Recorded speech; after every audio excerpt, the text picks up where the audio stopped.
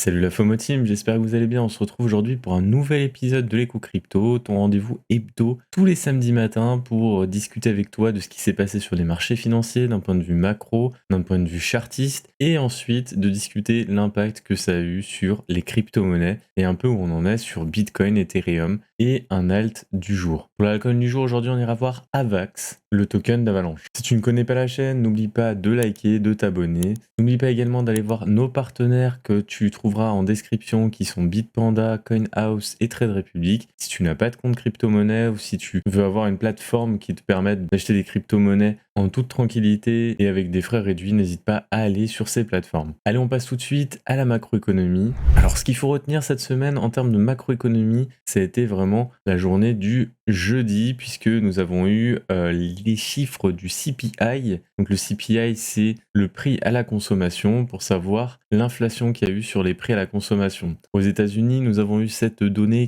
qui aurait dû être beaucoup plus basse que ce qui avait été prévu. On prévoyait en fait 0,2% de hausse. On a eu 0,4% de hausse sur un mois. Pour vous donner une idée, on avait eu 0,1% de hausse sur le mois d'août. Donc là, 0,4% de hausse sur le mois de septembre, c'est beaucoup trop important. Le marché n'a pas du tout apprécié. Sur un an, on est passé de 8,3 en août à 8,2 en septembre. Le marché s'attendait plutôt à 8,1, donc vous voyez qu'on est toujours au-dessus des estimations, malgré une politique de resserrement monétaire très importante de la part de la Fed ces derniers temps. Donc le marché a peur, puisque l'inflation n'est pas arrivée à son pic. En tout cas, on nous fait croire qu'elle est arrivée à son pic, mais pour l'instant, c'est vraiment très compliqué de le savoir vu que les indicateurs nous disent que non, on n'est pas arrivé au pic. Il y a beaucoup en ce moment d'économistes qui nous disent qu'on est arrivé au pic et que les chiffres seront bons pour les prochains mois. Je ne sais pas si c'est pour rassurer le marché actuellement, mais en tout cas, ça a marché la journée où il y a eu le chiffre du CPI qui est sorti. Par contre, ça n'a pas marché en fin de semaine. Pourquoi ? Parce que je pense que le jour de la sortie des chiffres du CPI, il y a beaucoup de gens qui ont fait des couvertures de position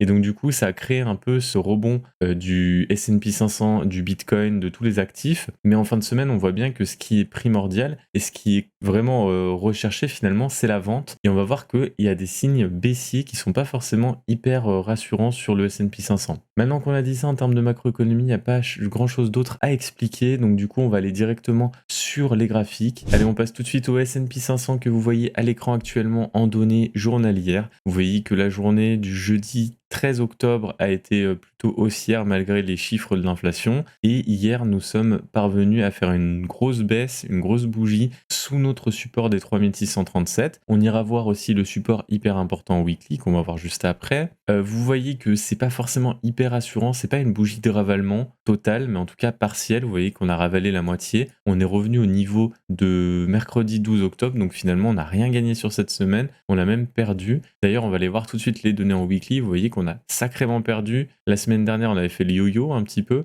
Et cette semaine, pareil, on a fait le yo-yo. Vous voyez qu'on est allé vers le haut, allé vers le bas. Et là, surtout, on est sur la MM200 en weekly, qui était beaucoup regardée ces derniers temps. Je vous avais dit que si on clôturait au-dessus, c'était important. Vous voyez que pendant 2 semaines, ça a été notre support, la moyenne mobile 200 jours. Pour l'instant, elle n'est pas tenue. Donc, c'est un signal baissier de plus sur les marchés US. Vous voyez que si on dézoome un peu en journée, en données journalières, on se retrouve sur une sorte, là, actuellement, de pullback, de retour sur l'énorme bottom qu'on avait fait en 2020 ici pour repartir. On le voit très bien à l'écran. Là, on est en train finalement de rebondir dessus, rebondir sur cet ancien double bottom. C'est les derniers supports qu'on a trouvés. Le support ici à 3004,91, c'est un peu le 1 pour 1 de cette dernière montée. Honnêtement, je suis pas forcément hyper assuré par tous ces supports. Personne ne sait vraiment sur quel support il faut qu'on se base. En ce moment, on privilégie le 1 pour 1 de la dernière montée. Moi, honnêtement, je pense que le support le plus important, c'était MM200 weekly. Pour l'instant, on est en train de le perdre. On n'a pas clôturé au-dessus. On aurait clôturé au-dessus, ça aurait été différent. Là, je suis un peu plus pessimiste sur le signal que ça lance au marché. On voit bien que la politique monétaire de la Fed, elle va toujours être de plus en plus restrictive et qu'ils sont vraiment préoccupés par l'inflation plus que par l'emploi et par la relance économique. Donc, je pense que effectivement, si on n'arrive pas à contenir cette inflation et si les instances de politique monétaire centrale dans les pays n'arrivent pas à contenir cette inflation, que ça soit en Europe ou que ça soit aux États-Unis, ça va être très compliqué pour lancer un marché d'actifs risqués. Là, on se retrouve sur le dollar, les amis, donc en données journalières. Vous voyez que finalement, sur le dollar, on n'a toujours pas une diminution du DXY, hein, donc l'indicateur du dollar face à un panier de devises.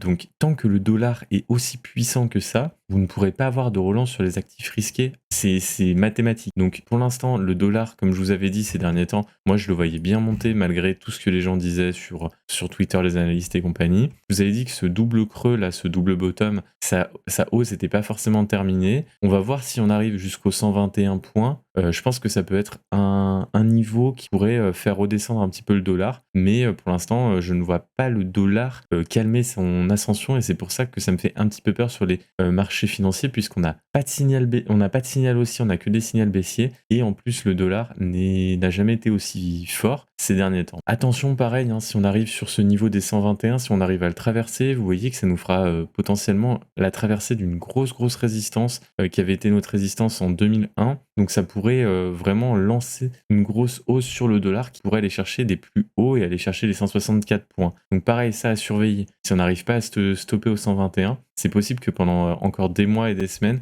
on conserve cette croissance sur le dollar et qu'on aille chercher les 164 points. Dans ce cas-là, ça sera très mauvais pour les marchés. Donc à vérifier, toujours vérifier le DXY tous les jours. Alors, je passe rapidement maintenant au CAC 40. Alors le CAC 40, c'est assez étonnant puisque il a terminé en vert cette semaine. Le marché n'est pas prêt encore à lâcher son support de 5630. Je pense qu'en dessous de 5630, c'est le problème, c'est que on a très peur que le CAC 40, on aille chercher très bas, qu'on aille chercher déjà au moins sur la trendline que j'avais tracée en long terme ici, qu'on ira voir en weekly. Vous voyez que là, les niveaux des 5007, 5750, c'était vraiment les niveaux importants. Pour l'instant, on clôture au-dessus, on a ouvert, on a clôturé au-dessus de la MM200 weekly, donc peut-être que le marché a envie de conserver cette MM200 à contrario du S&P 500. Je suis pas pour autant bullish sur le CAC 40 comme vous le savez, puisque je pense qu'en Europe, on a des problèmes beaucoup plus importants qu'aux US, et les marchés financiers seront pas forcément les marchés les plus supportés. Si on regarde en daily, vous voyez que la journée de vendredi quand même a été rouge. On est arrivé sur une résistance à 5990. Le marché n'a pas voulu la traverser, donc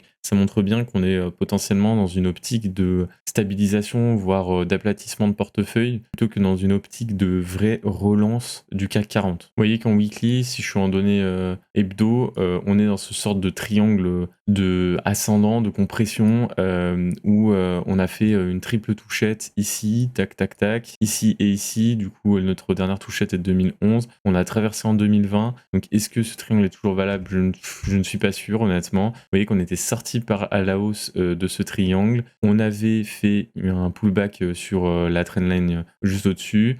Pour l'instant, on le réintègre. Donc, pour moi, il est plus vraiment valable. Ça donne une pattern globale long terme, juste pour se donner une idée de là où on est. Mais on pourrait très bien, sur le CAC 40, faire un retour sur le bas de la trendline à 4757, ce qui serait vraiment difficile à encaisser pour le CAC 40. Donc attention, vraiment, si vous investissez sur le CAC 40, attention au retracement qui pourrait être important en termes de prix, puisqu'on sait qu'avec les récessions actuelles en Europe, on peut largement se prendre un moins 20% sur le CAC 40. Allez, on passe tout de suite aux cryptos. Alors sur BTC, je vous fais souvent un update via les shorts YouTube, donc n'hésitez pas à aller voir les shorts YouTube et le TikTok de l'atelier crypto. Ce sont les mêmes vidéos que je mets sur les deux, donc n'hésitez pas à aller les voir, à vous abonner justement pour avoir un update quotidien tous les jours de Bitcoin et des marchés financiers. Là, l'émission du samedi, c'est plus pour retracer pendant un petit moment avec vous ce qui s'est passé sur tout le long de la semaine, dans un format de 20 minutes, à peu près 15-20 minutes. Donc là, vous voyez que BTC, depuis, si je reprends Ishimoku, depuis les doubles touchettes, même triple touchette sur la Kijun en rouge ici, vous voyez qu'on a fait que descendre, on a perdu Tenkan, on a perdu moyenne mobile 7, on a perdu moyenne mobile 50.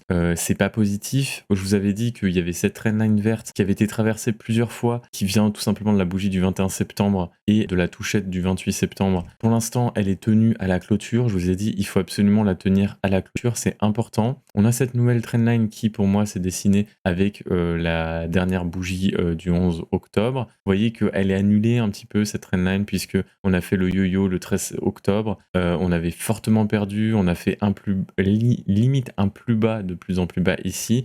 Donc pour l'instant, on l'a pas fait. Nos plus bas sont toujours plus hauts, mais ça joue vraiment à pas grand-chose. Ce qu'il faut regarder, c'est si cette trendline est tenue à la clôture. ça pourrait être important parce qu'on sait sur Bitcoin, des fois, il y a une forte volatilité. Donc, les clôtures peuvent jouer un rôle important sur la santé des cours. Par contre, Bitcoin, il est toujours dans une situation un peu spécifique. Pour l'instant, il est stable malgré que les autres marchés sont en forte baisse. Attention Bitcoin, parce que si le jour où Bitcoin lâche et qu'il y a vraiment des chiffres fondamentaux ou du fondamental qui nous indique vraiment qu'on ne pourra pas remonter avant des mois et des mois, potentiellement Bitcoin sera lâché de façon beaucoup plus importante et on ira chercher peut-être d'autres bottoms et notamment, je vous parle souvent des 13 800, des 14K. Donc sur BTC, ce qu'il faut retenir, c'est tenir cette trendline. On va regarder déjà aujourd'hui, c'est crucial, tenir à 19 169. Si ça tient pas, il faudra voir si le marché arrive à se relancer sur cette deuxième trendline aux alentours des 19 000 à peu près. Il faut conserver ces 19 000, c'est très important pour le marché. En clôture, je pense qu'on peut quand même faire le yo-yo